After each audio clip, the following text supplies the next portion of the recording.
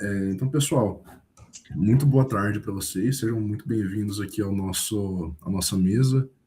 Ela faz parte da 19ª Semana de Estudos Clássicos da Faculdade de Educação da USP e é organizada pelo Paideuma, que é um grupo de estudos clássicos aqui, e que é coordenada pelo professor Marco Sidney Pagotto Eusébio. Essa semana ela começou, né, na segunda-feira, com uma encenação de 2 peças de teatro pela turma de calouros, né? É uma tradição já da semana. E ao longo da semana tivemos várias atividades que foram remotas, né? Não sei se conseguiram participar, tivemos mesas, né? E hoje é o último dia. Vou começar aqui a apresentação, só um minuto, deixa eu ver onde é que compartilha a tela mesmo que eu sei aqui. Então, pessoal, vou começar aqui. Bom, boa tarde, o meu nome é Lucas Augusto Borlina, eu sou formado em História pela Universidade Estadual de Maringá, fiz o meu mestrado também em História pela Universidade Federal do Paraná, e atualmente eu sou doutorando pelo curso de pós-graduação aqui da Faculdade de Educação da USP, sob orientação do professor Marco Sidney Pagotto. E eu vou apresentar um trabalho intitulado Entre Prazer e Conhecimento, a poesia como problema educativo na antiguidade. E para começar a falar sobre esse tema, eu vou retomar um autor que eu trabalhei no mestrado, que é o Estrabão. Né? O Estrabão, ele foi um intelectual grego que nasceu naquela porção mais oriental do mundo grego, né? Que hoje corresponde à Turquia, né? Que na época era o Reino do Ponto, que no momento já da vida do Estrabão ele, foi anexado ao Império Romano como província. O Estrabão ele viveu mais ou menos ali, as datas não são muito precisas, mas seria aproximadamente entre o ano 65 a.C. até alguma coisa em torno do 20 da nossa era. Tendo sido, então, uma testemunha, né, do processo de guerras civis e crise da República e o estabelecimento do Principado de Augusto e a sucessão do Tibério no governo. O Estrabão ele escreveu um livro chamado Geografia, que na verdade é um conjunto de 17 livros que tinha como objetivo fazer uma descrição atualizada da Oicumene, que é o que seria entendido como um mundo conhecido e habitado, que na época em que ele escreve, quase que coincidia com as próprias fronteiras do Império Romano.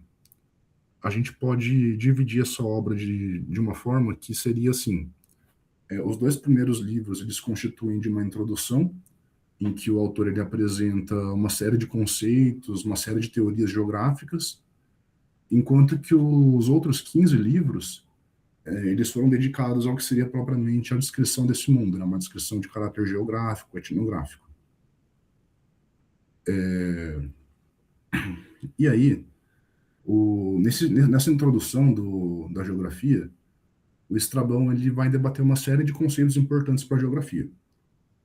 A teoria de clima, os conhecimentos necessários, matemática, geometria, os cálculos e tudo mais. Só que o que vai chamar mais atenção, que se destaca, né, e que para nós, leitores da nossa época, pode parecer um pouco fora de lugar, é o destaque muito grande que ele dá para a poesia na geografia, né, especialmente a poesia homérica, que o Estrabão ele vai se debruçar disso, vai defender o seu valor educativo, desde a abertura do livro até o fim, usando o Homero constantemente como uma fonte geográfica. Então eu trago aqui uma citação, que é logo da abertura, em que ele diz, né?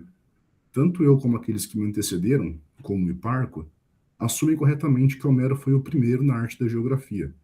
Ele ultrapassou todos, antigos e tardios, na excelência da sua poesia e no seu conhecimento acerca da vida cívica.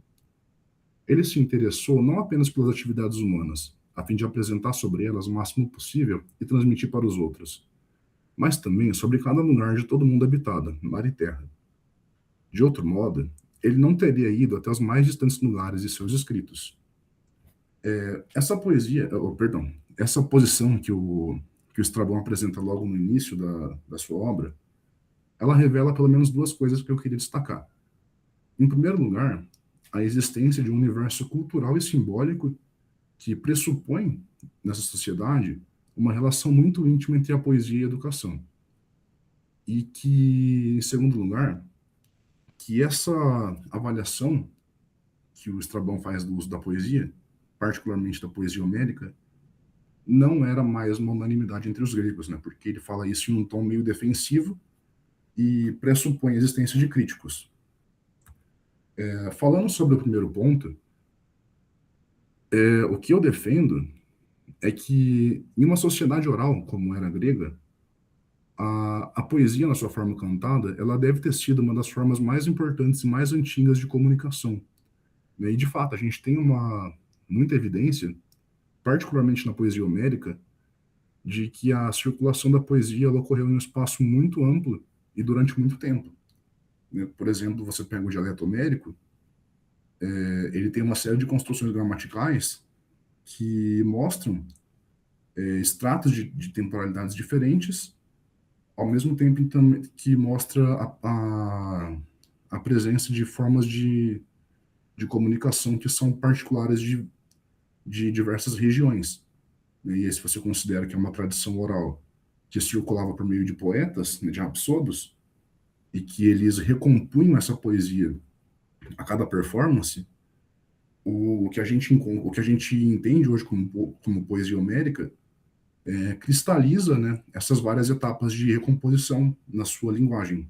E isso acaba sendo uma evidência da sua circulação.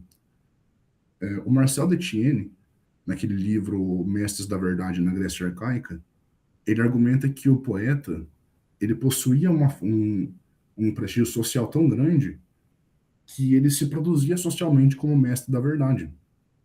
E nos seus versos, ele era capaz de instituir um mundo simbólico e religioso em que a palavra dele se tornava um discurso do real, né? Então daí é onde vinha a autoridade do poeta e também da própria poesia.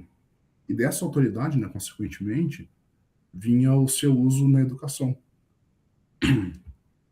Existem uma série de fontes que testemunham esse fato histórico da poesia como uma forma de comunicação destacada, né? Eu trouxe aqui pelo menos 3 exemplos, né? Um que é das Rãs de Aristófanes, outro que é um fragmento da Xenófanes de Cólofon, e o outro que é um excerto da República de Platão. O que eu queria destacar aqui é que esses excertos, eles atestam, de fato, né, o Homero como o educador dos gregos, né, é um lugar inquestionável, só que pelo menos 2, né, especificamente o de Xenófanes e o de Platão, são autores que são críticos à educação poética e à educação homérica, né? Então, que volta para aquele segundo ponto que eu comentei no começo. Ao mesmo tempo em que o excerto do Estrabão pressupõe um mundo simbólico e cultural que considera a poesia uma forma de comunicação válida para a educação, ela era essa posição era questionada por muitas pessoas, né?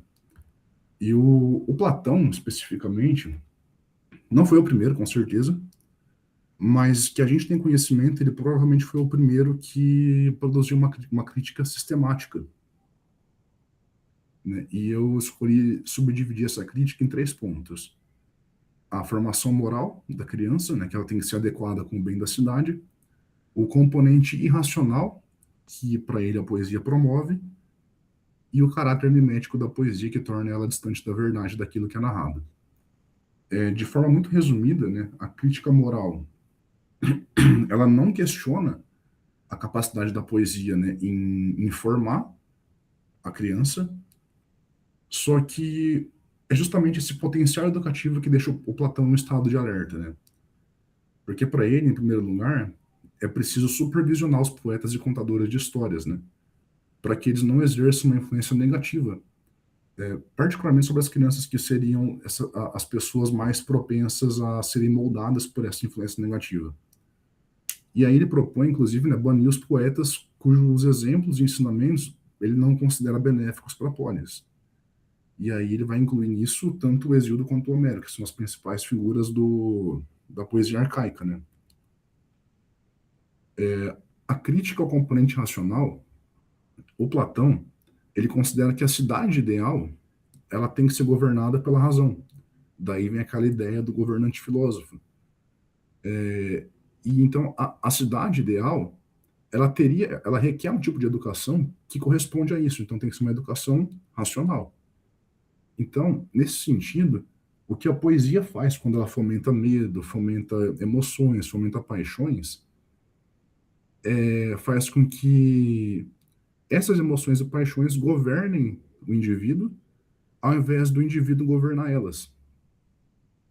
Então, o indivíduo que passa por uma educação poética, ele tem, ele, né, ele perde a sua racionalidade para essa poesia.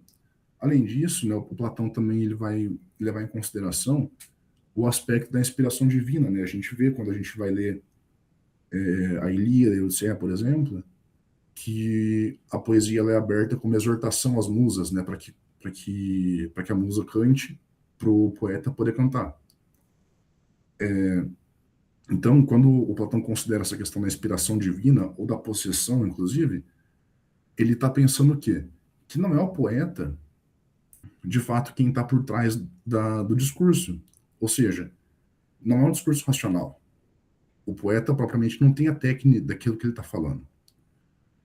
Em ambos os casos, né, seja pelas emoções, ou seja pela questão da possessão divina, o Platão considera que a poesia não é um produto da razão. E aqui embaixo eu trago uma citação, né, da República em que o Platão deixa isso muito claro, né? Se você admitir a musa sedutora na cidade, seja na poesia lírica ou na épica, vai encontrar prazer e dor como reis, no lugar da lei e da razão, que é reconhecida por senso comum como a melhor. E por fim, e provavelmente mais importante, tem a crítica ao caráter mimético da poesia. O Platão, ele considera a poesia como uma forma de arte mimética. E assim em cena, ela é capaz de representar só uma imagem muito distante da realidade. E para ele, o poeta, ele não precisa nem sequer conhecer aquilo que ele narra. Nessa passagem, ele vai comparar com a pintura, né?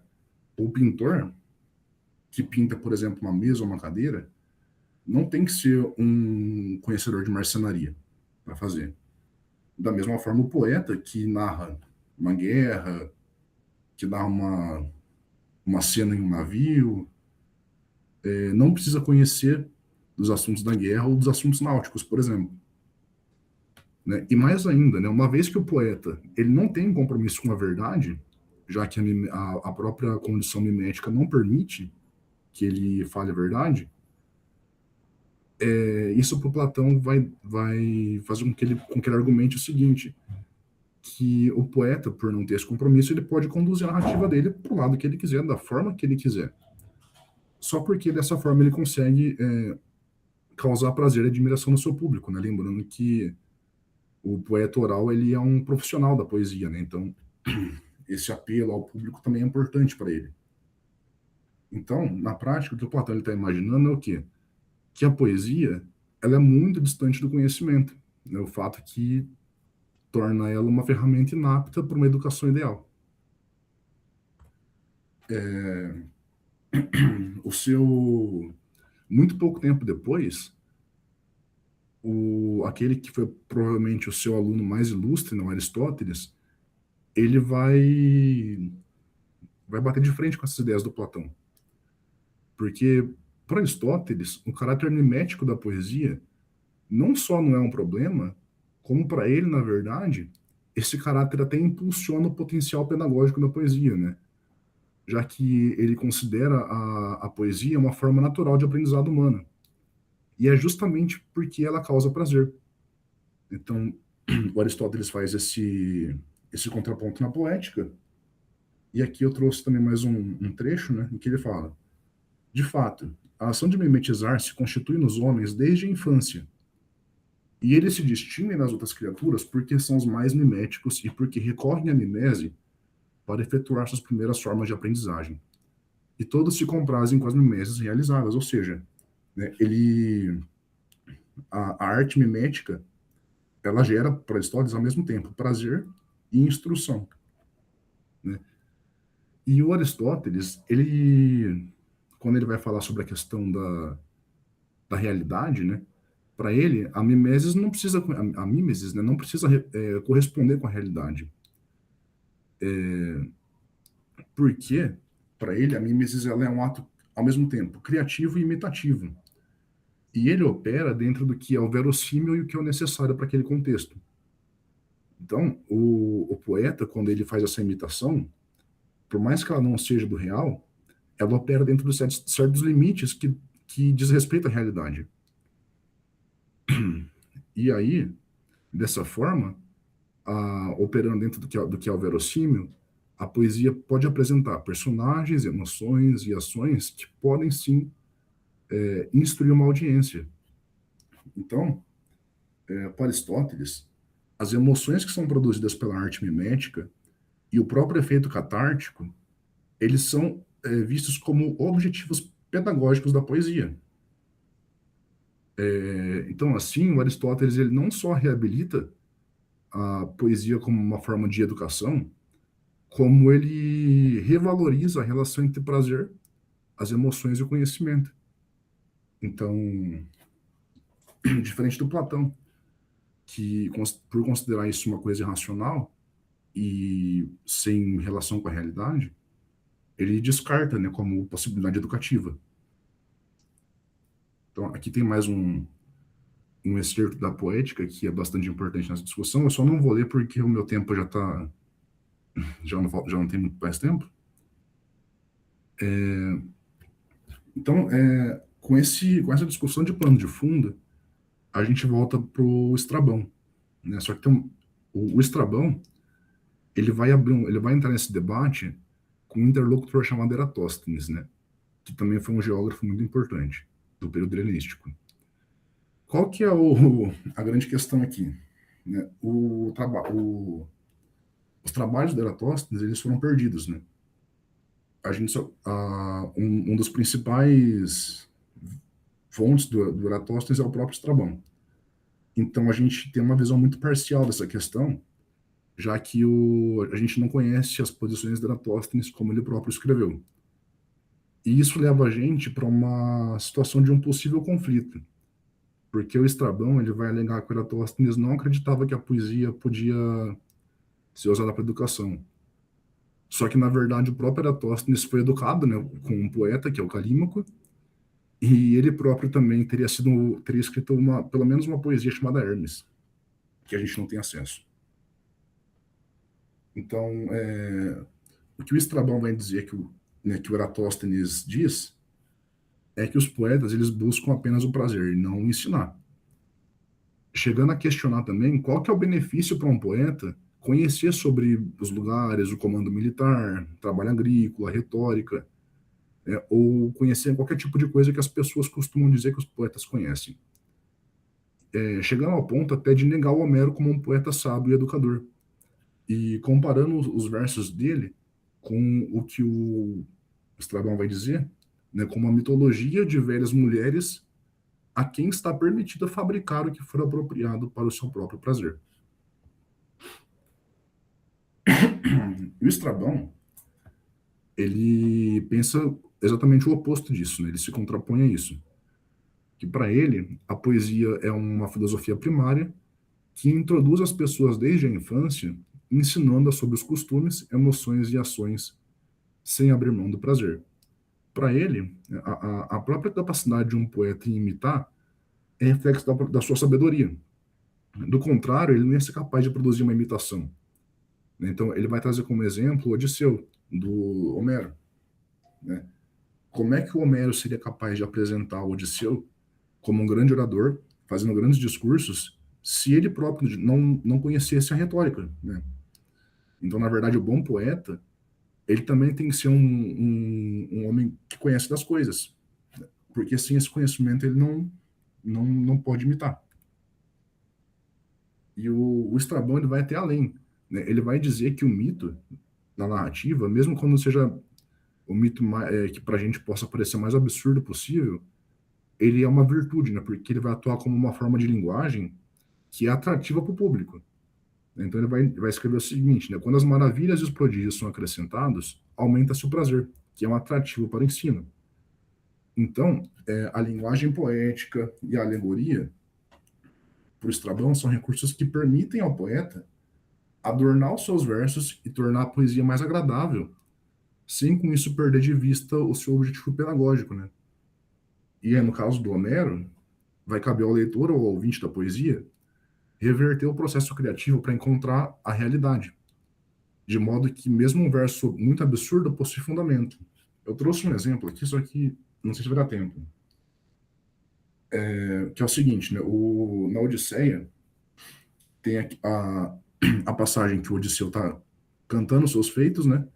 E ele canta quando a Circe instruiu ele a passar sobre um estreito, que você tinha dois rochedos, de um lado você tinha a criatura Carípides e do outro a Sila.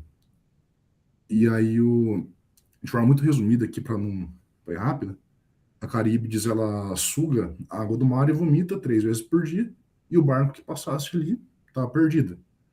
Né? O Estrabão vai argumentar que isso, na verdade, é uma alegoria para falar sobre um lugar com um tom trágico, especificamente o Estreito de Messina, que é o estreito entre a Itália e a Sicília. Então, finalizando aqui, né, a obra do Estrabão permite que a gente consiga observar um eco do debate entre Platão e Aristóteles acerca da utilidade pedagógica da poesia, tendo como eixo condutor o prazer. O Eratóstenes parece assumir uma postura muito mais platônica, porque ele descarta a poesia como ferramenta pedagógica, uma vez que ela tem como objetivo o prazer e não a instrução. Já o Estrabão, ele vai ecoar o Aristóteles claramente quando ele define a poesia como uma filosofia primária. E mais ainda, que ele acredita que a mimese, quando ela é muito bem feita, por um bom poeta, ela só é possível quando esse poeta ele conhece as coisas que ele narra, né? De modo que o prazer, que é promovido pela linguagem poética, antes de ser um problema, na verdade ele potencializa a função educacional. Pessoal, acho que era isso. Acho que a gente pode dar sequência, então, seguindo aqui a nossa ordem. O Matheus, quando estiver pronto, pode ficar à vontade para começar, tá bem? Ok. Me ouvem bem, pessoal? Sim. Perfeitamente. Vou iniciar o compartilhamento, daí a gente já dá sequência. Vamos dar início, então. Eu sou o Matheus Breda, né? Eu sou graduado em Educação Física pela Unespar. Realizei mestrado pela Universidade Estadual de Maringá, pela UEM, e atualmente também realizo o doutorado pela mesma universidade. Esse trabalho é fruto de uma das nossas disciplinas que a gente realiza nos programas, né, de doutorado e de mestrado, e foi realizado em parceria, sob a orientação do professor José Joaquim Pereira Mello, conhecido como Neto, que trabalha com fundamentos da educação, né? E intitulada, então, Organização da Grécia Antiga por Hesíodo, a contribuição de Os Trabalhos e os Dias. Bom, o objetivo principal deste trabalho foi compreender a proposta de organização da civilização grega antiga, presente na obra O Trabalho e os Dias, produzida pelo Hesíodo lá por volta do século 8 a.C. A respeito da originalidade dessa pesquisa, não se trata de algo muito original e específico, digamos assim. Nós já tivemos outros autores que abordaram essa temática, a maioria autores estrangeiros, né? Temos poucos artigos que falam especificamente desses trabalhos no Brasil. Vamos falar desde a década de 70 com o Finlay, né? E depois, lá nos anos 2000, também algumas outras pesquisas que abordam esse aspecto que envolve tanto questões sobre o período arcaico em que Hesíodo estava inserido, né, da Grécia Antiga, o período arcaico, e também questões que vão versar sobre costumes religiosos e os costumes da época desse período arcaico em que Hesíodo esteve inserido. De modo geral, nessa obra, então, o autor vai apontar diversas reflexões a respeito do trabalho e também vai recordar sobre essa vida do homem do campo, né, as suas relações sociais, como que era naquela época, além de observar também a maneira como o mundo agrícola antigo estava funcionando naquele período. Hesíodo vai exprimir as preocupações individuais dos homens de seu tempo, né, por meio dessa obra, e vai direcionar esses escritos, sobretudo, para outros camponeses, que o próprio Hesíodo era um camponês, né? Nós vamos falar sobre isso daqui a pouquinho.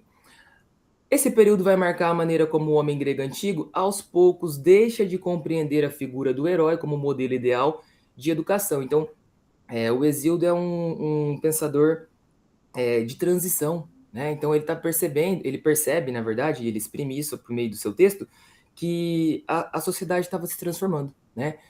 A sociedade estava se modificando naquele tempo. Estamos tirando o caráter do herói enquanto elemento formativo, né? E estava se pensando em formar um novo ser humano, né? Um novo homem, e ele vai pautar isso em duas principais questões, que é no trabalho e na justiça. A metodologia utilizada foi utilizada a história social, né?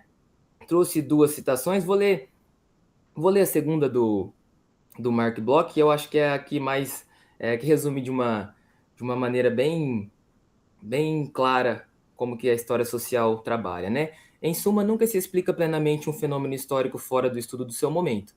Isso é verdade para todas as etapas da evolução, tanto daquela em que vivemos como das outras. O provérbio árabe disse antes de nós: os homens se parecem mais com sua época do que com seus pais. Por não ter meditado essa sabedoria oriental, o estudo do passado às vezes caiu em descrédito.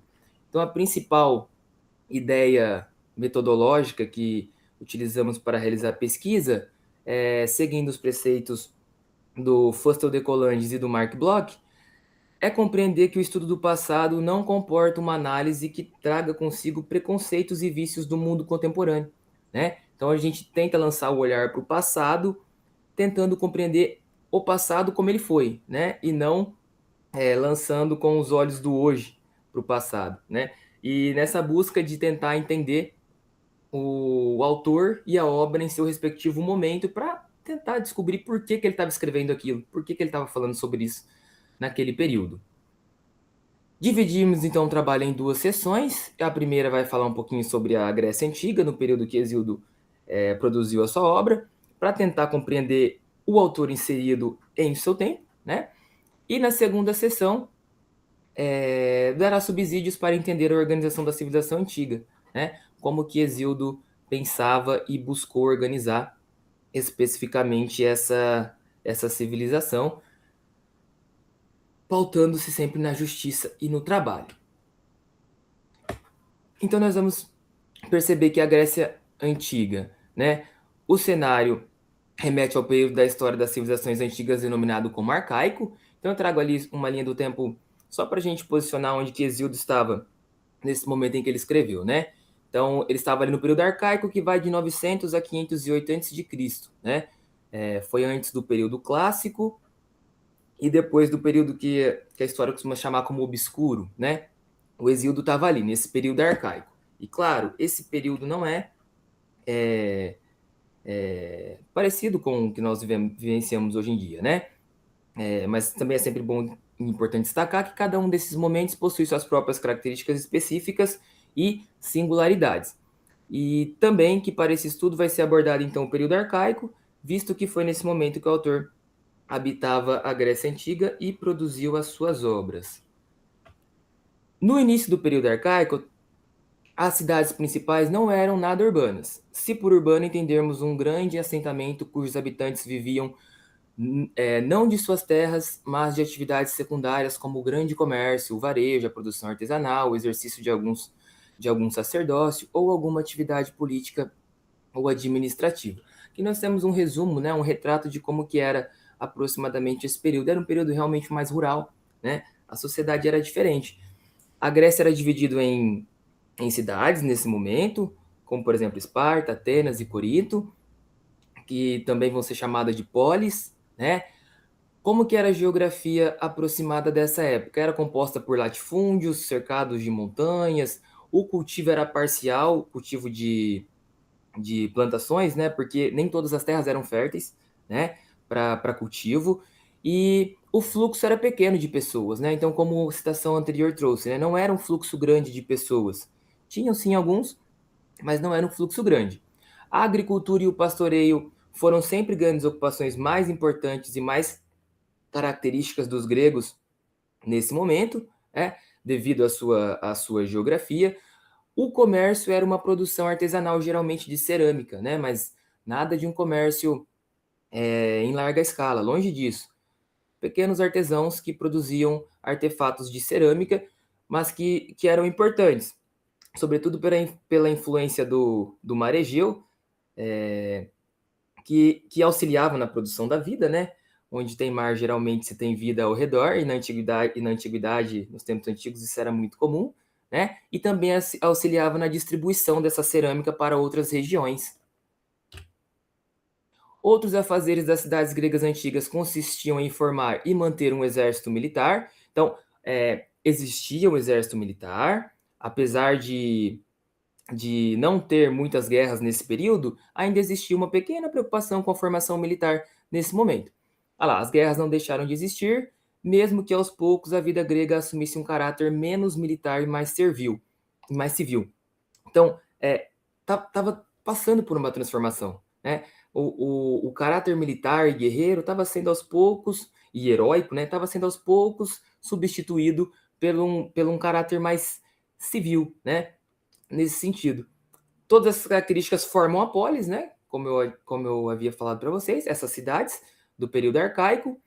E o Hesíodo, então, ele vive durante esse período, enquanto... alguém... Não consigo ver vocês. Alguém... Não, pode seguir, Matheus. O Lucas está explicando para o João Pedro que a gente passou na frente dele. Perfeito, então tá. Então, Hesíodo, ele vive durante esse período da polis, enquanto cidade, mas sem a existência de um Estado grego antigo. Então, havia a polis, mas não ainda o Estado grego formado, né? O Estado organizado. Então, Hesíodo vive nesse período. Não vou entrar nessa discussão, que não é o nosso objetivo, e nem teremos tempo também. Importante ressaltar que o Hesíodo está respaldado pelo seu próprio tempo, onde ele está inserido, né?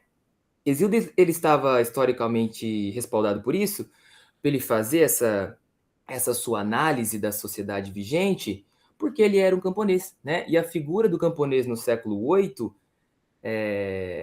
no momento em que ele estava, era uma figura importante, né? Além de inspirar respeito dentro dessa civilização. Então, o camponês, nesse momento, era uma figura importante, né? Como nós vimos, o caráter da civilização na época está começando a se tornar mais agrário, né? A própria geografia é mais agrária. Então, além disso, o fato de ser poeta agrega certo valor nesse momento, pois desde os tempos homéricos, a poesia, de um modo geral, tinha, de certa forma, uma força educativa, né? entre os gregos. Então, aquilo que Hesíodo escreveu gera impacto dentro da civilização que ele estava inserido naquele momento, né? Na história do pensamento também, e abre portas para que nos séculos posteriores outros autores fundamentem suas reflexões pautadas em seus escritos. Assim, tais aspectos posicionam o homem grego antigo no centro do universo e de sua própria cultura. Então, com relação aos pensadores antigos, em especial Hesíodo, o Pedro Gorgian vai dizer: faz nascer uma reflexão, destaca, né? Faz nascer uma reflexão sistemática e rigorosa sobre os problemas humanos e educacionais, conformando aos poucos o grande ideal da formação humana, social ou individual, na perspectiva de ideias universais. Então, ele é um clássico, né? A gente pode dizer assim, o Hesíodo é um clássico que trabalha com ideias universais, né? Ideias atemporais, que perpassam as gerações, e mesmo assim se estuda Hesíodo, né? Então, essas ideias foram muito importantes. Então, para compreender essa organização, claro, como a metodologia sugere, é necessário compreender o autor em seu tempo. O tempo dele nós já vimos um pouco. A biografia do autor, ela é escassa, né? Do Hesíodo. Dizes que ele é filho de um marinheiro ou de um barqueiro, algo do tipo da época, né? Que obtinha sustentos de recursos vindos do mar, né? Uma espécie de pescador nesse período arcaico, o pai dele. Ele possuía um irmão chamado Pérsis, e o Pérsis vai ser muito importante para essa obra, o Trabalho e o Dia dos Hesíodos, né? Trabalho e o Dia do Hesíodo. Seu pai pôde deixar uma herança que foi dividida entre ambos. Então, apesar de ser um barqueiro, um marinheiro, ainda conseguiu deixar uma herança para os dois, né? É o que o próprio Hesíodo relata no Trabalho e os Dias. E sobre a mãe dele não há nenhum tipo de registro encontrado, né, até o momento. A partir de uma briga, de um imbróglio que ele tem com o irmão dele, né, Exildo e Perses, ele vai trazer a ideia de direito dentro da civilização arcaica, né? A ideia de justiça. Exildo vai apresentar nessa obra, e a justiça vai ser um dos pilares para organizar essa nova civilização. Tá? Então, ó, para Exildo, a civilização jamais deveria existir sem a presença da justiça e também do trabalho. Esses dois elementos atuam de forma complementar, de modo que não existe trabalho sem justiça e nem a justiça sem o trabalho. Então, essas são máximas que deverão orientar e nortear a vida dos homens na Grécia arcaica e não mais a figura do herói. Né? Então, Exildo está propondo uma nova ideia, uma nova formação humana, né? Retirando essa formação heróica que existia antes e colocando e dando novas orientações para se formar os novos seres humanos, né? Os novos homens do seu tempo. Exildo recorda que o trabalho surge na civilização antiga como um elemento natural pertencente à vida do homem, portanto, o lugar natural do homem na antiguidade grega arcaica deve ser no trabalho, trabalhando, né? E aqui é uma crítica à maneira como a sociedade que ele estava inserido se apresentava, porque poucos trabalhavam no campo agrário, né? Tinham muitos que ficavam nas ágoras discutindo e debatendo sobre como deveria ser a cidade, mas poucos digamos assim, colocavam a mão na massa, né? E o Exílio está chamando atenção para isso. Olha, tem que trabalhar, né? Ah lá, o trabalho desonra nenhuma o ócio desonra Essa é a crítica principal que ele faz a civilização da época, né? Então, enquanto alguns ficam só no ócio lá, pensando como que deve ser as coisas, não colocam a mão na massa, Exildo vai falar, não, o trabalho não é ruim porque você não tem ócio, você tem que trabalhar. Exildo chama a atenção para isso. Então, a percepção do desenvolvimento da sociedade por meio do trabalho é uma das ideias que Exildo apresenta, a importância do trabalhar também, não vamos dar para a gente aprofundar todas as questões devido ao nosso tempo. Estabelece uma crítica direta ao modo de vida considerado ideal da época, que era aquilo que eu acabei de anunciar, né? Quem vivia no ócio, só pensando em como as coisas deveriam ser, né? Ao invés de realmente ir lá e colocar a mão na massa, trabalhar. E o trabalho a favor em prol da vida e desenvolvimento do próprio homem, porque assim seria garantidor da existência humana. Então a ideia de que se você não trabalhar, a civilização não vai para frente, né? Mais ou menos essa é a ideia. E a justiça como um valor de condição do ser humano para a prosperidade da sociedade. Então, não adianta ter trabalho se não houver justiça entre as pessoas, porque senão a civilização também não vai poder continuar. Em suma, então, é a partir da justiça e do trabalho que Exildo, aos poucos, descreve a respeito de outros elementos que também poderão contribuir para a organização da civilização antiga. Então, a partir da justiça e do trabalho, ele vai dando pistas e outras intenções e características de como deve ser a civilização no livro Trabalho e os Dias, né? E vai se distanciar cada vez mais, então, da figura do herói grego e colocar digamos assim, o homem trabalhador em cena. As considerações finais, então, ao longo da história do pensamento, houve e haverá várias maneiras de interpretar os textos antigos, sobretudo os clássicos, né? Cada uma dessas interpretações determina seus respectivos objetivos e finalidades, então há várias maneiras de se trabalhar com os clássicos, né? E a análise da obra de O Trabalho e os Dias do Exildo, quando realizada por meio da história, permite compreender as transformações sociais que a Grécia do período arcaico estava perpassando, né? E o modelo de homem homérico não é mais útil ou viável para o século VIII a.C. O herói não vai ter mais função dentro dessa civilização grega arcaica e ele então vai propor que seria importante para desenvolver a sociedade posterior, o trabalho e também a justiça para a organização da vida, da civilização.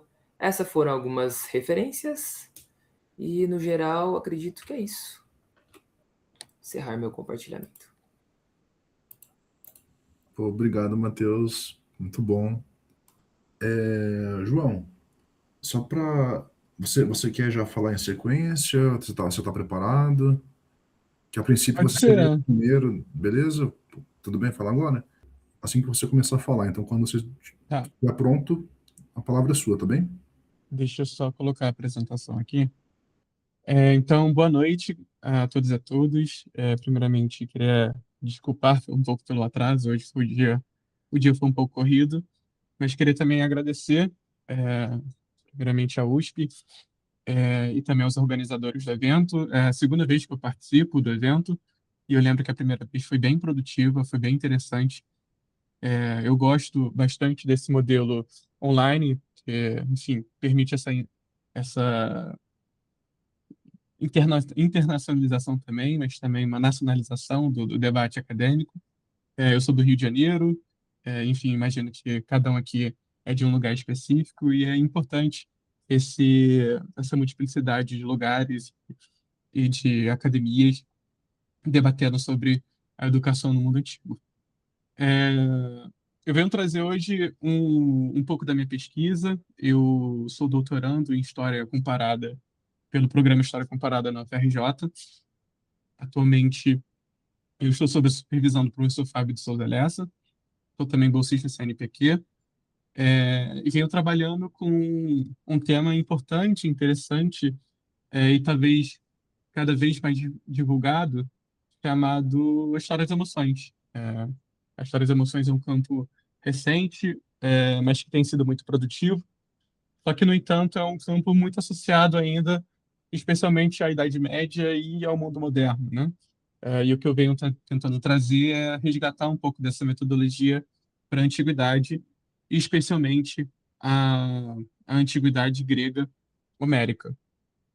O título da minha apresentação é Homero e a Educação Emotiva, o exemplo do medo, em que eu venho buscar tentar trazer um pouco sobre como a metodologia das emoções e como a literatura épica, especialmente homérica, ajuda a gente a entender, primeiro, um pouco dessa paideia grega do mundo arcaico, e, ao mesmo tempo, a gente consegue entender um pouco da história das emoções e como as emoções, do ponto de vista socioconstrucionista, né, do ponto de vista metodológico, elas são importantes para a educação dos indivíduos, e aqui pensando, é claro, um mundo antigo, mas também um mundo moderno, na medida em que esses exemplos também podem ser válidos para o presente. Bom, qual é o meu objetivo, né? Nesse trabalho, eu busco analisar o papel dos poemas atribuídos a Homero, especialmente a Ilíada e a Odisseia, na construção de um modelo emotivo do medo, entendido como um elemento constitutivo das mentalidades do mundo greco-romano. Então, o meu grande objetivo nessa pesquisa, na pesquisa que eu venho fazendo há mais ou menos uns 6 anos, é tentar pensar um pouco dessa história do medo na antiguidade e pensar não só o medo como uma emoção do ponto de vista literário, mas também linguístico, né, e histórico, mas pensar também o medo e as emoções como como uma forma de educação do mundo antigo. A gente tem alguns exemplos importantes, especialmente no século V.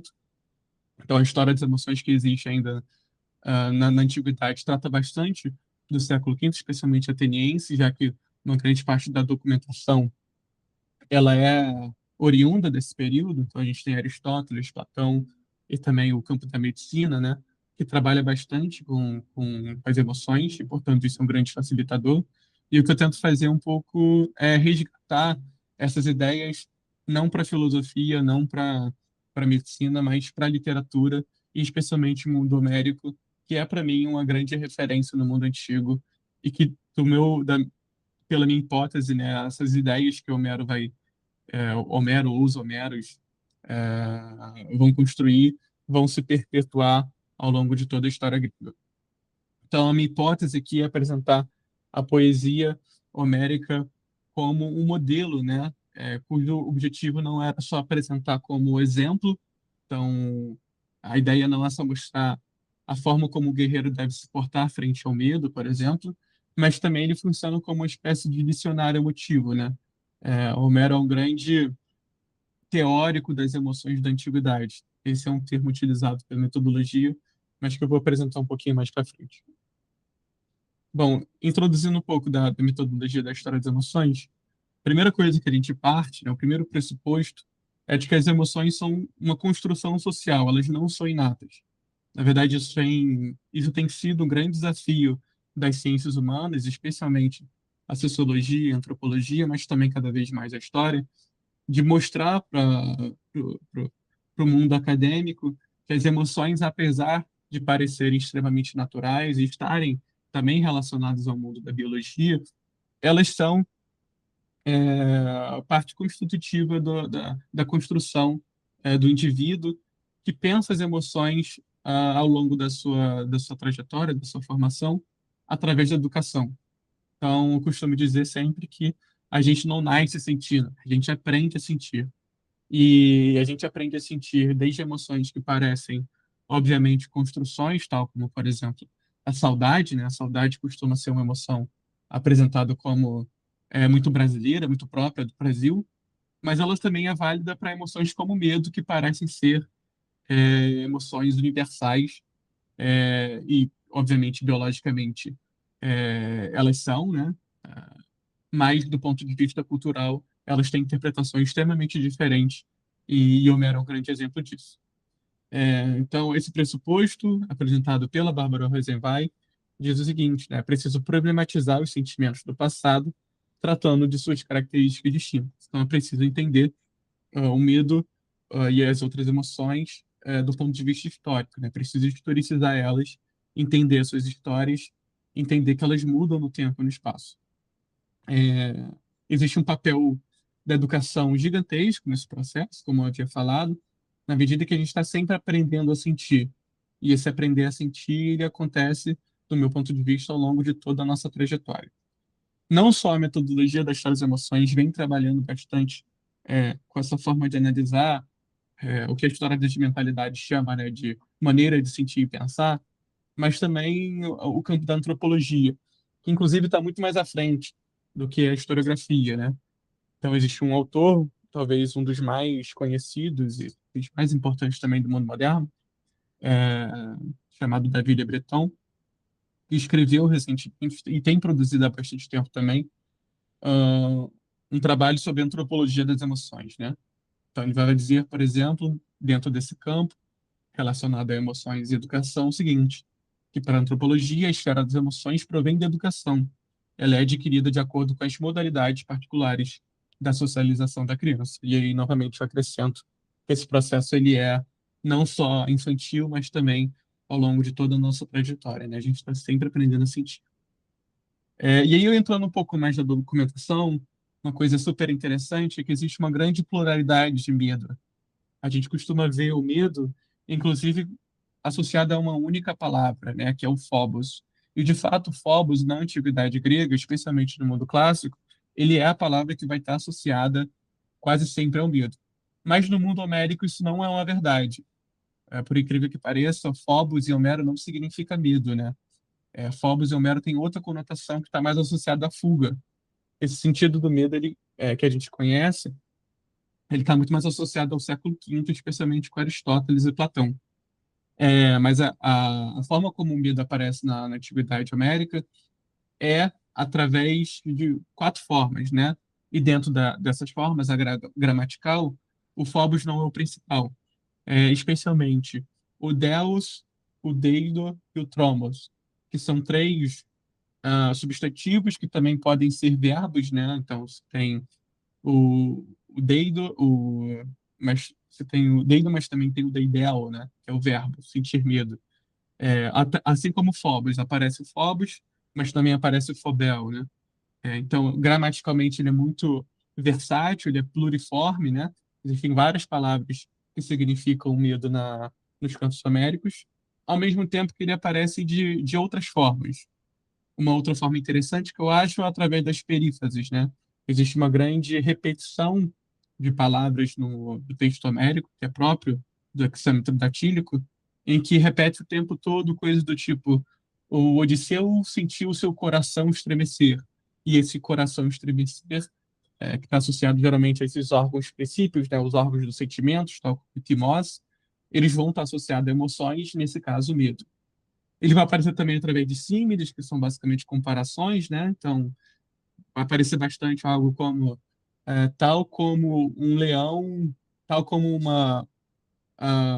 pássaro fugia de um gavião, assim também Heitor fugia de Aquiles.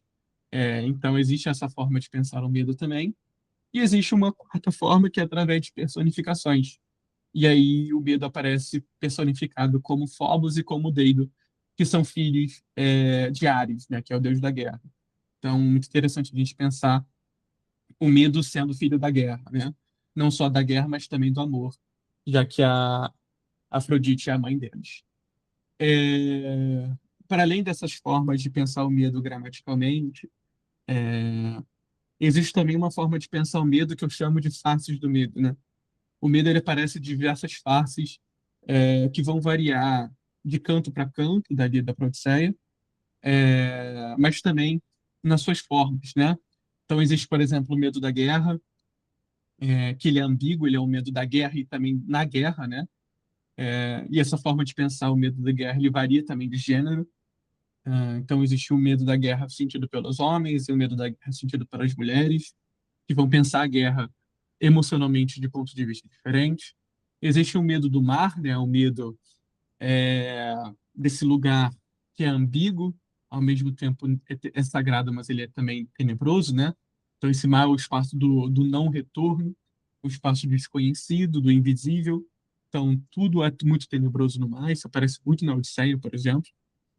Existe medo de monstros, tal como o Ciclope, as sereias, Scylla, Caríbides, que inclusive são medos insuperáveis, talvez esse seja o grande exemplo do medo insuperável, né? Ao contrário da maioria dos outros medos. Tem o medo da morte, que vai levar a conceitos muito conhecidos, como o conceito de a morte, o medo de não ser sepultado, o medo de ser esquecido. Enfim, existe uma variedade de medo muito interessante dentro dos cantos homéricos. Uma coisa interessante também é que, como eu havia falado, a Bárbara Rosenwein, quando escreve o livro A História das Emoções, Problemas e Métodos, ela usa uma proposta que é interessante, mas um pouco problemática no meu campo, pelo menos nas minhas fontes, né? Ela diz o seguinte, ó, sempre que possível, preciso usar teórico das emoções. E o grande teórico que ela pensa na antiguidade é, obviamente, Aristóteles, que vai escrever um livro chamado Retórica das Paixões, onde ele vai descrever, inclusive, o que é medo, o que é felicidade, o que é amor, o que é tristeza e assim por diante. Só que existe um problema, né? Porque Aristóteles está mais ou menos 200, 300 anos distante de Homero. E o que eu tento fazer, na verdade, é desconstruir um pouco essa ideia de que a gente pode usar somente a filosofia como um campo de teoria das emoções na antiguidade. No meu ponto de vista, os cantos homéricos eles vão funcionar também como um grande teórico, Homero, nesse caso, como um grande teórico das emoções no mundo antigo. Especialmente porque ele vai ensinar, mostrar para esse mundo antigo essas maneiras de sentir e pensar que são, do ponto de vista grego, é, não universais, mas modelos, né? Existem, ao longo do século V, mas também do século III, até o período helenístico, diversos autores que vão resgatar o tempo todo essa forma de sentir. Então, a gente vai ter, por exemplo, o mundo, o mundo clássico em Atenas, com o teatro grego, pensando essa forma de sentir homérica. A gente vai ter Apolônio de Rhodes, no século III, em Alexandria, pensando também as emoções homéricas. A gente vai ter, inclusive, Virgílio, no século I, em Roma, pensando essas formas de sentir homéricas. Então, Homero parece ser sempre uma pedra não, né? Um lugar para onde você pode voltar, né? Um grande argumento de autoridade. Então, se você tem alguma dúvida, vai para Homero, que vai dar tudo certo, basicamente, né? Então, é essa perspectiva que eu tenho. É, E aí, trazendo um pouco mais dessa minha pesquisa, né, dessa minha proposta de apresentação, é pensar justamente essa construção da forma de pensar o medo América que vai funcionar como uma espécie de modelo emotivo, né? Eu vou chamar isso de paideia do medo. É como se Homero ensinasse qual medo tem que ser qual medo tem que ser sentido e qual medo não tem que ser sentido, não deve ser sentido. Então, é muito claro, por exemplo, do ponto de vista gramatical, mas também literário histórico, de que a grande emoção problemática para Homero é o phobos. O phobos ele vai estar muito associado a esse desejo pela fuga, né? Então, o grande problema do guerreiro não é sentir medo. Ele pode sentir medo à vontade, mas ele não pode sentir phobos. Ele não pode sentir vontade de fugir, porque fugir vai ser considerado. Porque se ele fugir, ele vai ser considerado um covarde. E essa forma de pensar, né, esse medo, ele vai funcionar para mim como um grande discriminador, né? Como uma espécie de diferenciador entre aquilo que é e aquilo que não é. Nesse caso, aquilo que é o quê, né? Aquilo que é heróico e aquilo que não é heróico. Então, o que que diferencia, por exemplo, o Odisseu, ou o Aquiles, ou os diversos outros heróis que vão permanecer na história como considerados heróis, mesmo tendo uma série de problemas, e a gente já sabe que eles são extremamente problemáticos, dos outros indivíduos, daquilo que a gente vai chamar também de necrobiografias, né? No sentido de que Homero existem vários personagens que morrem o tempo todo e que não são lembrados. O que que vai diferenciar eles, né? No geral, o que diferencia eles, além de diversos outros fatores, é essa forma de sentir o medo. Odisseu, Aquiles, Heitor, todos eles vão sentir medo, mas todos eles, de alguma forma, vão enfrentar esse medo. Então, para mim, me parece ser um grande exemplo, um grande criador de um modelo emotivo que vai se perpetuar por toda a antiguidade. E aí, como eu falei, isso vai aparecer também no teatro grego, por exemplo, isso vai aparecer em Apolônio de Rhodes, especialmente relacionado a Jasão, relacionado também a, a, a outros heróis, mas também vai aparecer em Virgílio, em Enéas, por exemplo, essa forma de pensar o medo como um discriminador, né? É preciso sempre enfrentar o medo, é preciso sempre superar o medo. E aí, já entrando um pouco para a conclusão, né? Esse modelo emotivo que eu estou pensando, essa ideia do medo, ela vai ser um pouco disruptiva também. Ela não vai ser aceita o tempo todo. Dependendo do contexto, isso vai se modificar. Talvez um exemplo mais clássico e mais conhecido que me vem à mente, mas que também está muito presente na historiografia, é a diferenciação com a Idade Média, né? E quem produz isso, quem fala sobre isso, é um autor francês chamado Jean Delumeau, que escreve um livro chamado A História no Medo no Ocidente. E ele vai dizer o seguinte: ele vai dizer que para a Idade Média, o medo ele vai ser extremamente vergonhoso. Ele vai ser vergonhoso ao ponto dele não ser mencionado. Então, o medo na antiguidade, desculpa, o medo na Idade Média, ele vai ser sempre silenciado. E quando não falado, ele vai ser também negado. Então, se você não fala sobre o medo, você nega ele. Isso aparece muito em epítetos do tipo: existe um rei chamado João o Sem Medo, ou Pedro o Temerário. Então, é uma forma de falar o medo, mas sempre negando. E essa ocultação do medo não significa que não existia medo, né? Se você está negando o medo, é porque o medo existe, ele só não está sendo falado, né? Como se a ausência fosse uma forma de presença. Mas no mundo antigo, pelo menos homérico, isso não é uma verdade. Então, existe para mim ainda isso, eu estou no processo de descoberta de análises históricas, de entender quando é que foi que aconteceu esse processo de o medo como uma emoção que você pode falar e que não é um problema, desde que você supere esse medo, para na Idade Média se tornar um medo como um problema, um medo como um lugar que deve ser silenciado, que deve ser ocultado, que não deve ser falado. Bom, essa é a minha conclusão, basicamente, né? Eu sempre gosto de terminar com esse trechinho, e aí eu vou ler para finalizar. A musicalidade, a performance, o prazer. Os cantos homéricos representaram da melhor forma as nuances e particularidades do sentido daqueles que escutavam atentamente as suas representações. A retórica, a medicina e a filosofia, sem dúvidas, são uma grande porta de entrada para conhecer tais sentimentos. mas a poesia, a arte e a epopeia são através delas que o mundo antigo conheceu a paixão e Homero soube, como ninguém, desenvolver tais ideias. É isso, galera. Tá aqui a bibliografia que eu usei. É, Qualquer coisa também podem me mandar e-mail, mas enfim, imagino que vai existir no final uma possibilidade de discussão, né, sobre o assunto. Muito obrigado. Obrigado, João. Cravou os 20 minutos certinho. Pietro, quando tiver à vontade, se estiver pronto, pode começar, tá bem? Legal, obrigado. Vamos lá, então. Compartilhar a tela. Bom, começando então, o meu nome é Pietro Marchiori. Eu fiz o meu mestrado na USP em Letras Clássicas e eu estudei Aristóteles e Horácio, questões das poéticas desses dois autores. E eu estou indo agora para o doutorado, hoje foi a arguição da seleção de doutorado, para estudar a influência de Plutarco na Renascença, nos tratados de poética da Renascença.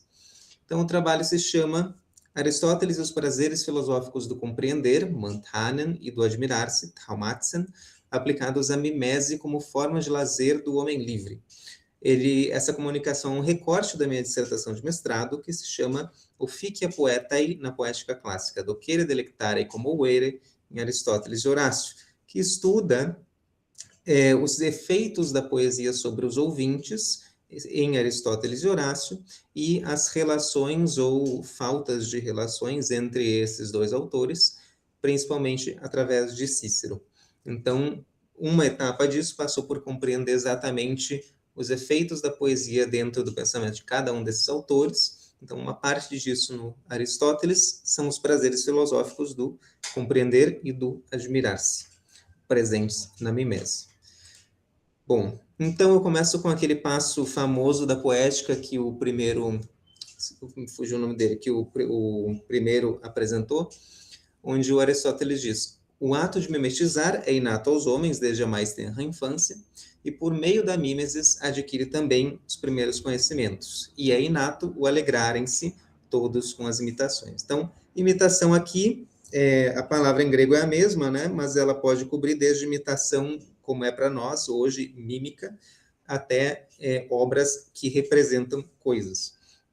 Então, a gente tem que diferenciar quando que o Aristóteles está falando de cada uma dessas coisas, porque para nós faz diferença, né? Então, ele diz ali proximamente, logo em seguida, que tanto os filósofos como os outros homens comprazem-se observando as imagens, as representações, porque acontece de, contemplando-as, entenderem e raciocinarem o que é cada coisa, que este é tal qual aquele. E, logo antes, que nos alegramos contemplando as imagens, sobretudo as feitas com a máxima precisão possível, daquelas mesmas coisas que olhamos com aflição, por exemplo, as feras menos valorizadas quanto as suas formas e os cadáveres. Então, ele está mencionando aí uma inatidão do ato de imitar ou representar, e o fato de que nós, quando contemplamos uma imitação ou representação, tanto sentimos prazer nela, quanto passamos por um processo de compreensão envolvendo ela. Então, logo entro em mais detalhes. Esse entendimento também é mencionado na Retórica, livro 1, capítulo 11, onde Aristóteles explica que, como entender é agradável, também o são as imitações, como a pintura, a escultura e a poesia, mesmo que o original não seja em si agradável, pois não é o objeto retratado que causa prazer, mas o raciocínio de que ambos são idênticos, de sorte que o resultado é que entendemos alguma coisa. O verbo é mantanomen, que é o mesmo verbo lá da poética. Então, aí ele está nos dizendo, especificando para nós, que esse prazer que ele mencionou lá na poética, de quando vemos uma imitação, é o prazer de compreender a relação entre imitado e imitante e imitado, a imitação e a coisa que é imitada. Então, essa passagem é muito importante porque ela gerou um zilhão de interpretações acerca da função pedagógica da poesia em Aristóteles. Porém, esse verbo mantanen, ele é muito importante, porque ele pode significar em grego tanto aprender, quanto simplesmente entender, inteligir, compreender. O Heath, que é um estudioso que eu uso bastante, explica que este verbo não especifica um conceito filosófico de compreensão necessariamente, e que Aristóteles o utiliza para falar, inclusive, da cognição musical, animal, dos primeiros aprendizados de crianças e do aprendizado simples de que todos gostam. Nem mesmo o raciocinar, que ele usa no mesmo trecho, traz um peso filosófico. A inferência racional é uma capacidade humana básica, exercida nas deliberações mais elementares, e Aristóteles aqui está preocupado com a natureza do prazer tido em todas as imitações enquanto tais, facilmente acessível a todos os seres humanos. Então, claro, contemplar uma obra imitativa, um poema, um drama, etc. e tal, exige vários graus de compreensão, de exame intelectual, porém, especificamente, o prazer que o Aristóteles está mencionando nesse trecho, claro, isso é controverso, tá? Mas eu vou com o Heath e alguns outros pesquisadores, é um prazer muito simples, é um prazer muito básico de um processo cognitivo, o processo de compreender que essa imagem é dessa coisa, essa imagem do Lucas corresponde ao Lucas pessoa real. Quando eu compreendo isso, eu tenho um certo grau de prazer porque eu consegui compreender alguma coisa.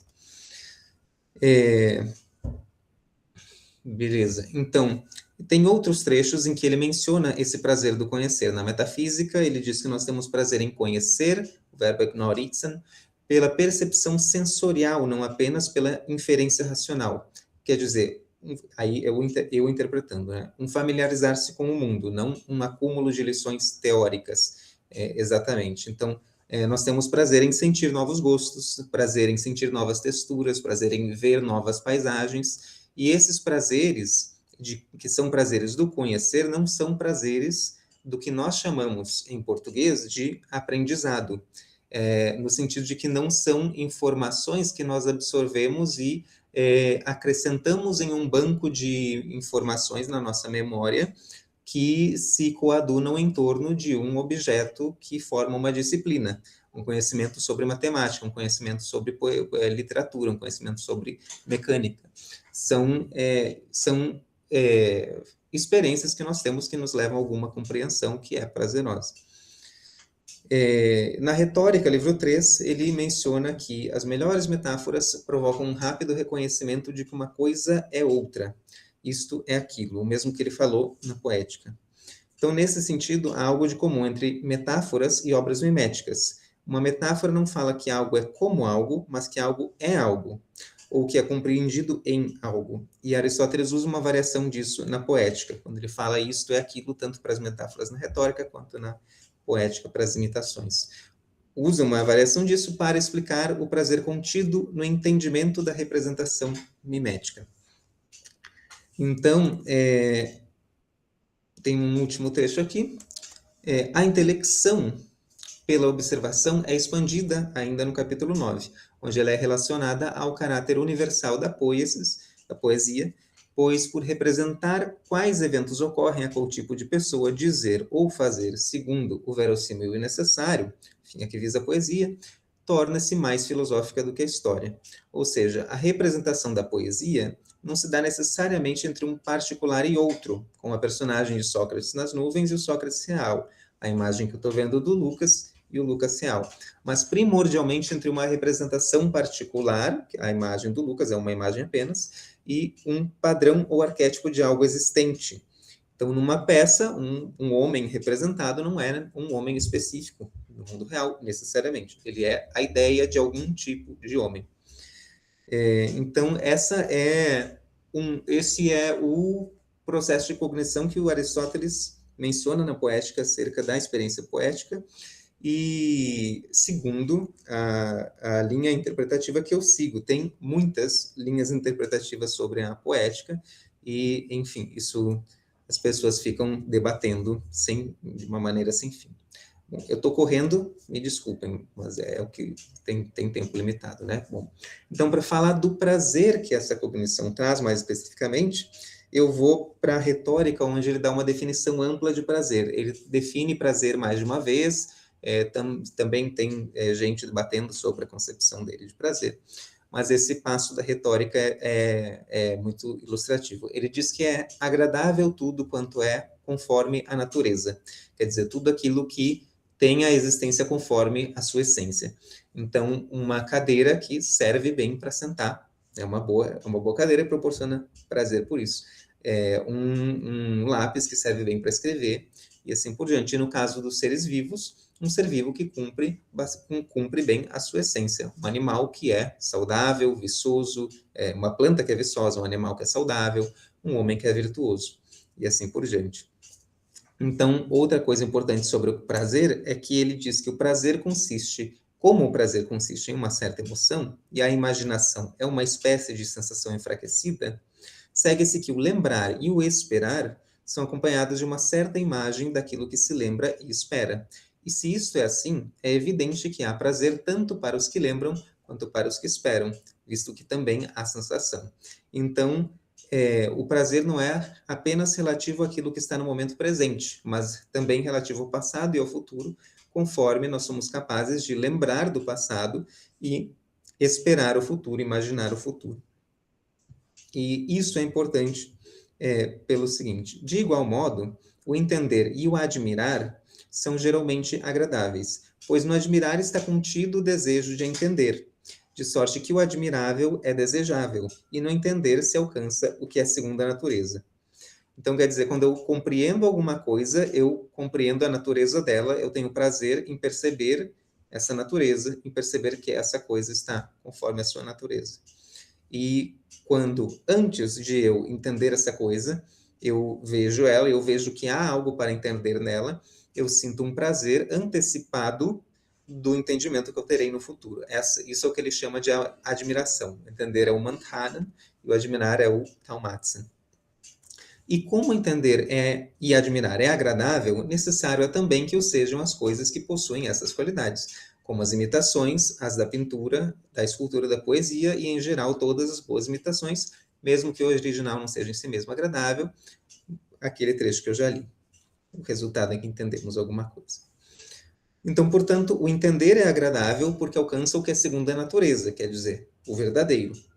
E o admirar nada mais é do que a sua expectativa. O prazer da cognição encontra outras menções em Aristóteles. Na Ética Eudêmia, mencionam-se os prazeres do conhecer e dos sentidos, ecoando a metafísica que eu mencionei antes. Em outro trecho, ele diz que viver é bom porque inclui perceber e conhecer.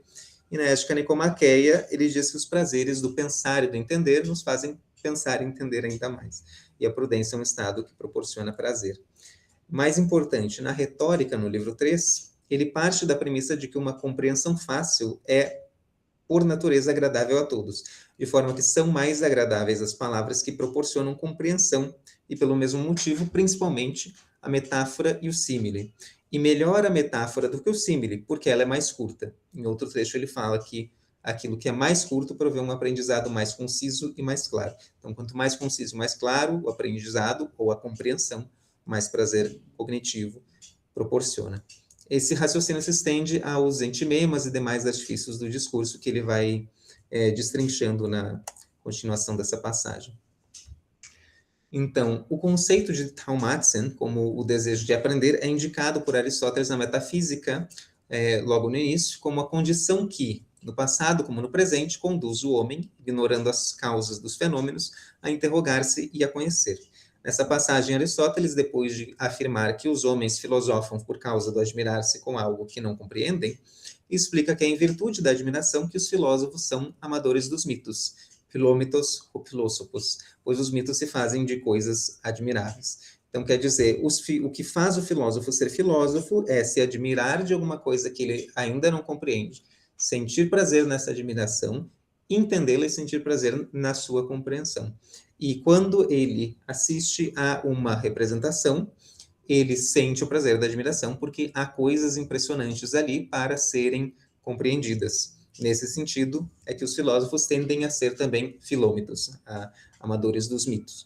Então, esse é um prazer que ele coloca como presente nos mitos. Mostrar coisas impressionantes que nos dão o prazer da admiração e daí da compreensão. Seu significado se mostra ainda mais próximo da poesia numa outra passagem da Retórica, 3, capítulo 11, segundo a qual se torna mais evidente que se entende algo se os seus elementos resultam ao contrário do que se esperava. E o espírito parece dizer como é verdade, e eu estava enganado. Dessa forma, explica a seguir, é que a expressão elegante da metáfora se deve ao engano prévio do ouvinte, e também às coisas inesperadas que se dizem, se forem paradoxais. Isso se estende aos outros artifícios do discurso novamente. Então, quer dizer, quando eu não compreendo alguma coisa a princípio, quando eu penso que compreendi, e depois eu percebo que, na verdade, era em outro sentido daquele que eu tinha imaginado, eu tenho um prazer intensificado, o prazer de finalmente entender essa coisa, e o prazer de ficar pensando como é que eu não entendi antes, e tentar entender ainda por cima a maneira como que eu não entendi antes, qual foi a razão de eu não ter entendido antes, além de entender agora. Então, é um prazer muito intensificado de compreensão cognitiva nesse sentido. Isso explica muito das piadas, 5 minutos, aqui também. Então, a admiração parece explicar muito bem o papel da peripécia e do reconhecimento na poesia, isso porque é suscitada por uma mudança inesperada contra a expectativa. E isso é exatamente o que Aristóteles prescreve para causar um grau máximo de terror e compaixão na Poética 9. Isto é, que fatos terríveis e compungentes aconteçam contra a expectativa e por causa um dos outros. Em grego, paratendoxan dialela, paradoxais, contra a opinião. Então, diz ele, pois assim isso conterá o admirável, Thaumaston, mais do que se originados do espontâneo e do acaso. Também na Poética 18, Aristóteles associa as peripécias ao admirável ao dizer que nelas os poetas atingem o que pretendem admiravelmente, através do admirável. O final do parágrafo da retórica, aquele que eu li mais cedo, onde ele define o prazer do aprender e do admirar, evidencia isso. Ele diz lá, são ainda agradáveis as peripécias. Peripeteia é a mesma palavra que ele usa na Poética para falar da mudança repentina que acontece nas histórias, nos mitos. E o salvar-se por pouco dos perigos, pois todas essas coisas causam admiração. Então, resulta, assim, que o prazer da quebra de expectativa na poesia, que hoje nós chamamos de quebra de expectativa, advém, como nos discursos, da mais intensa sensação de intelecção após um engano prévio. É por isso que é tão efetivo, por causa do que eu falei antes sobre o prazer intensificado. Não só no capítulo 9, mas também no capítulo 24, Aristóteles preceitua que as tragédias executem o admirável, Thaumaston, que acontece por via do irracional. E isso porque o admirável é agradável. O que se prova pelo fato de que todos, ao narrar, acrescentam coisas à narração para agradar. Mas o irracional deve ser usado com cuidado para não tornar o enredo não persuasivo. E deve ser usado, no máximo, fora de encenação ou na epopeia, quando não tem encenação. Isso vai mais fundo, enfim. Mas há aí um jogo entre plausível e implausível. E como é necessário haver alguma admiração e alguma compreensão para que o prazer seja maior, o que o Aristóteles preceitua é que você tenha um equilíbrio entre algo imprevisível e algo previsível, para que o ouvinte tenha um certo prazer de compreender aquilo, e melhor ainda se ele for enganado antes e revisitar o seu entendimento depois, mas ainda assim que ele consiga compreender aquilo e não seja algo implausível, absurdo ou obscuro. Então, as passagens que eu trago aqui falam mais disso. E este equilíbrio entre o que impressiona e o que não impressiona torna-se evidente quanto à elocução na retórica e na poética. Na retórica, a maior virtude da expressão é a clareza, que é a função própria do discurso, mas mesmo assim ele não deve ser nem rasteiro, nem acima do seu valor, mas adequado, ao contrário do discurso poético, que não é tampouco rasteiro, mas inadequado à prosa. Explica Aristóteles, após isso, que as palavras que fazem a linguagem clara são as palavras correntes, as rasteiras, e as que a fazem ornada são aquelas que se falou na poética, que são elevadas. Pois o afastamento ou alteração do sentido corrente faz a linguagem parecer mais solene, e os ouvintes experimentam essa mesma coisa, essa mesma diferença, ante falantes concidadãos e estrangeiros. Então é necessário produzir uma linguagem exótica, pois as pessoas admiram o que é afastado, e aquilo que provoca admiração é coisa agradável. Então é a mesma dinâmica sobre o plausível e o implausível, agora no domínio da elevação da linguagem, da estranheza da linguagem. Ok, vou pular isso aqui. Ele diz que quem faz esses discursos são principalmente os poetas. Legal. Então, conclusão. Então, a interpretação da poética se divide entre uma corrente que entende a catarse como visando a edificação moral e outra corrente que entende a poética como proposta da experiência poética como lazer descompromissado e digno do homem livre. Então, tem 3 autores principais que eu sigo aí, que são o Ferrari, o Ford e o Heath. Tá? Um autor que segue a contrária é o Halliwell, outro autor é a Nussbaum, enfim.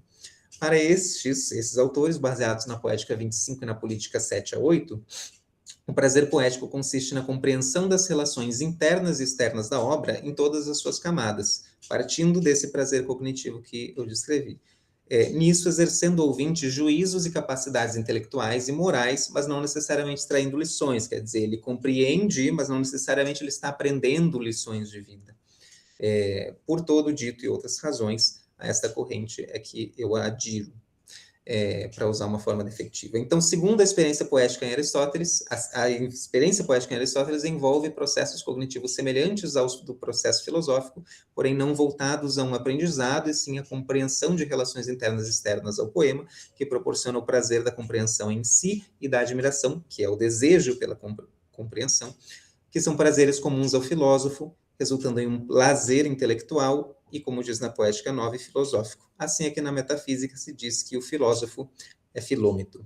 Eu queria falar um pouco mais dessa questão do lazer do homem livre, mas eu sabia que não ia dar tempo, então eu tive que fazer uma escolha. Eu prefiro falar mais da cognição, mas a questão é essa. Então, muito obrigado. Muito obrigado, Pietro. Vamos abrir então para os debates. E aí, quem tiver alguma questão, quem tiver alguma pergunta, pode ficar à vontade para fazê-las.